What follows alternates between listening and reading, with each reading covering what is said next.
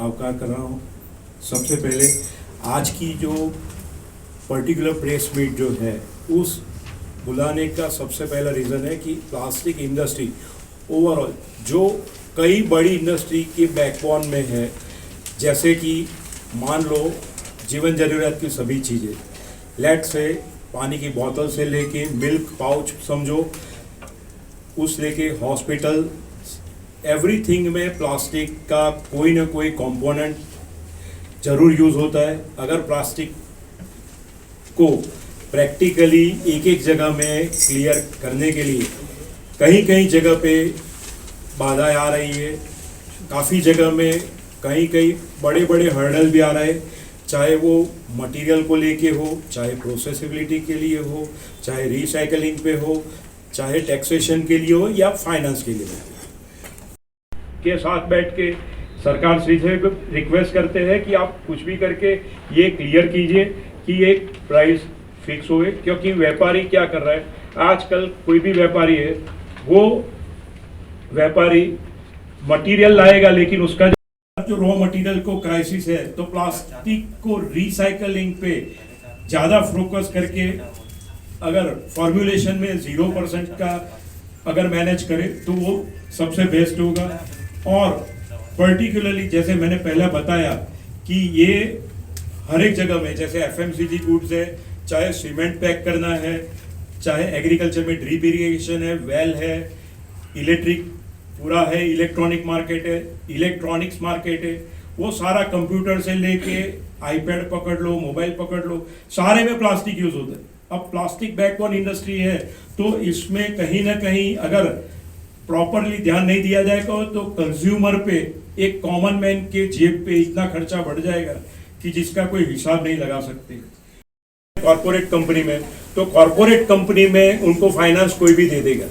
समझो long term पे, लेकिन MSME यूनिट को आज भाई के पास से ले लो, बहन के पास से ले लो, सगे वाले से ले लो, पड़ोसी से ले लो, या इंटरनल सर्कल एक्सटर्नल सर्कल से कोई समझो कोई एविडेंस के बिना या सिक्योरिटी के बिना कोई पैसा देता नहीं है। तो ये जगह में हम लोग रिक्वेस्ट कर रहे हैं कि या तो विदाउट इंटरेस्ट का लोन दिया जाए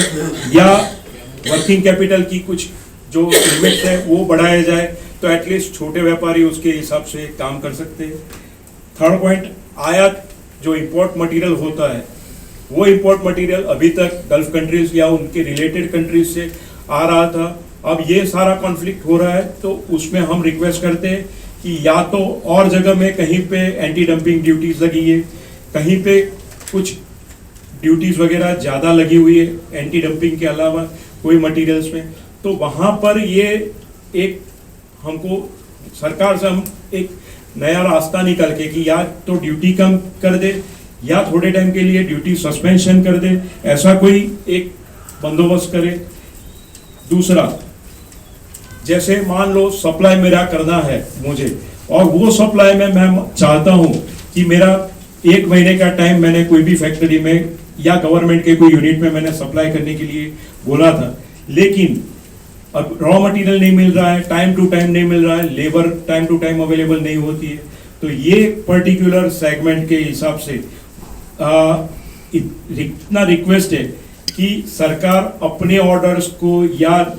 बड़े कंपनीज को रिक्वेस्ट करके वो जो लेट डिलीवरी क्लॉज लगता है वो लेट डिलीवरी क्लॉज यानी वो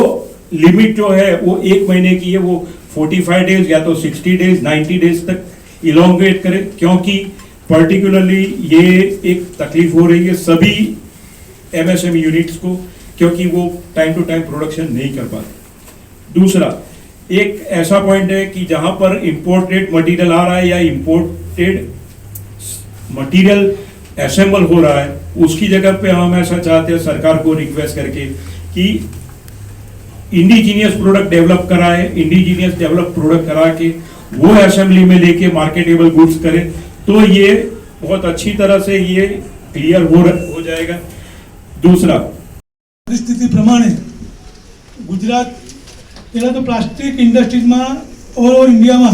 ગુજરાતના 60% ઇન્ડસ્ટ્રી ગુજરાતમાં છે પ્લાસ્ટિકની, એમાં લગભગ 50,000થી વધારે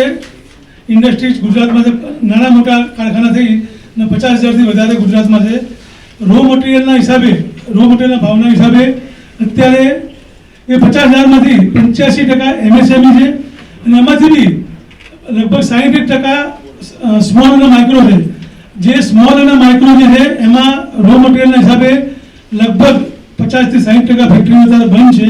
કે જેમાં માણસો અત્યારે બેકાર બેઠા છે. અને બીજી ટૂંક સમયમાં બંધ થવાની તૈયારી થઈ રહી છે. તો સરકારને અમારી વિનંતી છે કે રો મટીરિયલમાં કંઈ બી થોડું ઘણું કરી અને આ ઇન્ડસ્ટ્રી ચાલે અને લોકો બેકાર ના થાય એ માટે અમારી વિનંતી છે. ઘટાડો કરવાની જરૂરિયાત છે કે અત્યારે કસ્ટમ ડ્યુટી જે છે ઇમ્પોર્ટ મટીરિયલ જે અત્યારે આવે છે લોકોના ફ્રેટ જે વધી ગયા છે ત્યાં સરકારે સબસિડી ઇન્ટરેસ્ટ સબવેન્શન સરકારે આપવું જોઈએ. અત્યારે જે એક્સપોર્ટમાં સબવેન્શન છે એટલે કે લોકલમાં અત્યારે ઇન્ટરેસ્ટ સબવેન્શન આપવું જોઈએ. અને અત્યારે જે ગવર્મેન્ટ BCI સ્ટાન્ડર્ડ જે કમ્પલસરી કરી રહ્યું છે એટલે અમારી અપેક્ષા એવી છે કે પહેલાં રો મટીરિયલની જગ્યાએ પહેલાં રો મટીરિયલ ઉપર BIS કમ્પલસરી કરે અને ફિનિશ ગુડ ઉપર પહેલાં પછી કરે તો શું છે કે પ્લાસ્ટિકની ઇન્ડસ્ટ્રીઝ અહીંયા સર્વાઈવ થાય. અત્યારે શું થાય છે કે રો મટીરિયલ બધું ઇમ્પોર્ટ થાય અને ફિનિશ ગુડ જ ત્યાંથી એટલી બધી સસ્તી આવે છે. એની સામે અત્યારે ફિનિશ પ્રોડક્ટનો ઉપર જો BIS કમ્પલસરી થઈ જાય તો ઇમ્પોર્ટ થતું બંધ થઈ જાય અને અહીંની ઇન્ડસ્ટ્રીઝને સર્વાઈવ બહુ સરસ રીતે ઉપયોગી થાય. અમારે જે બીજી અપેક્ષા છે ઇન્ડસ્ટ્રીઝ તરીકે કે ભાઈ વર્કિંગ કેપિટલનું જે આગળ જે કહ્યું અત્યારે જે વાત કરી એ પ્રમાણે એવું કહી શકાય કે ઓલરેડી અત્યારે 70% ભાવ પ્લસ થઈને આવ્યો છે. હજી કેટલું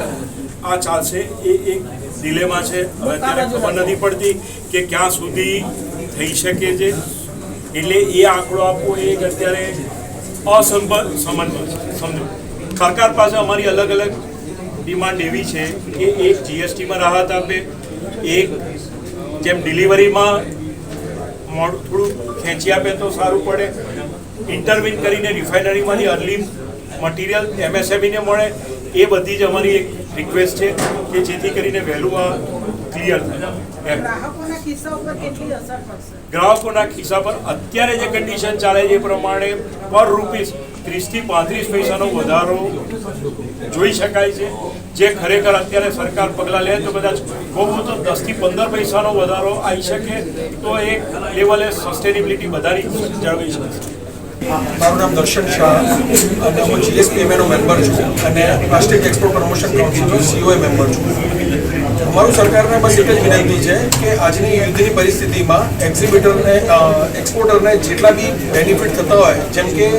ઘણા GST અને રોડ ટેક્સ અને એવા ઘણા જે બેનિફિટ જે છે જે અટવાયેલા હોય એ જેટલા જલ્દી બને એટલા છૂટા થઈ જાય જેના લીધે એક્સપોર્ટરને એની એક અમાઉન્ટ મળે જેના એ એના ધંધામાં કામ લગાડી શકે. જેમ કે બીજી ઘણી વસ્તુ છે કે જેમ કે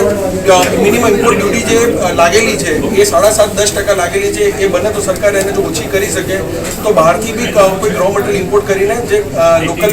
ઇન્ડસ્ટ્રીઝને બચાવી શકાય. અને બીજા ઘણા એવા રિફંડ જે અટકેલા છે અને મરીન પોલિસી જે આજના વોરની પરિસ્થિતિમાં નથી મળતી એ પરિસ્થિતિમાં જો વોરની કોઈ ક્રાઇટેરિયા મૂકી દે તો